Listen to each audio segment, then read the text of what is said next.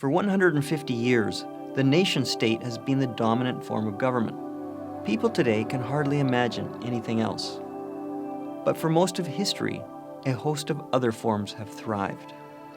The company state was both fully business and fully government. The Hudson Bay Company and East India Company were the largest. Between them, they governed 10% of the Earth's surface and population. As governments, they held the title Honorable. Their headquarters were next to each other in London. They shared both people and ideas. These company states protected their interests from the nation-state. They occasionally turned their guns on the Royal Navy and had different foreign policies. The HBC government was neutral toward Russia and Alaska, while Britain fought it in the Crimea. Company states were not just state-like or quasi-governmental, nor imitations or extensions of the nation-state. They should be understood as governments on their own terms. Honorable Hudson Bay Company was the legal government in the Hudson Bay watershed, and it governed Columbia to the Pacific Ocean through 21-year agreements. In Proto, British Columbia, it created and defended settlements, managed the economy, and administered transportation, communication, and legal systems. It was not a nation-state with total sovereignty over bound territory. It shared overlapping heteronomy with First Nations, and it respected their legitimacy. Its economic success depended on healthy native communities and cultures. Many Aboriginal people embraced the global economy, welcomed manufactured products, and provided export goods. Some became the home guard around each trading community, acting as middlemen for trade and providing defense. The Hudson Bay Company state was secular, banned missionaries, encouraged mixed-race marriages, and restricted European settlement. It practiced harm reduction over prohibition. It managed resources to protect the environment, refusing to purchase endangered animals. The medical and education it provided were free. It gave food and shelter to those in difficulty. The beginnings of our welfare state can be found here. Britain empowered it to administer criminal and civil law in Columbia, with limits.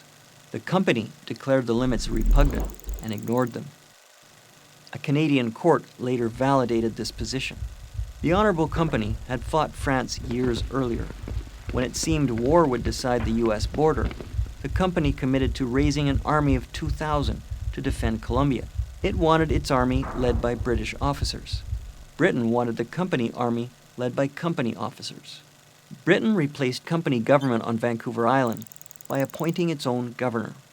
He had the Royal Navy bomb a native village, lost the respect of the company, and resigned. Britain asked the HBC to take back government, but on its behalf.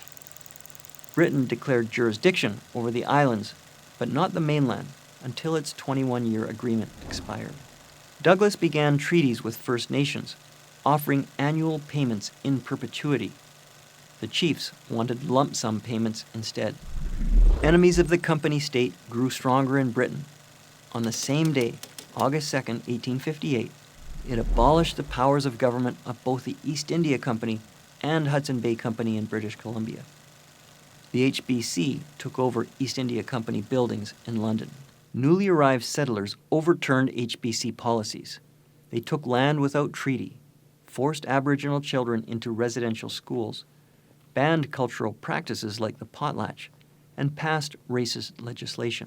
In 1869, the company relinquished its charter territory government and all the rights of government exercised or assumed in other parts of British North America. When told that Canada had taken over government, Aboriginal people under Louis Riel rebelled. Riel said they would not admit any governor unless he was appointed by the Hudson Bay Company. The first Victoria Parliament buildings were in the East India Company style. When the hybrid government corporation split, the honorable part became the BC government, while the Hudson Bay Company part spun off into many important businesses, giving us the British Columbia we know today.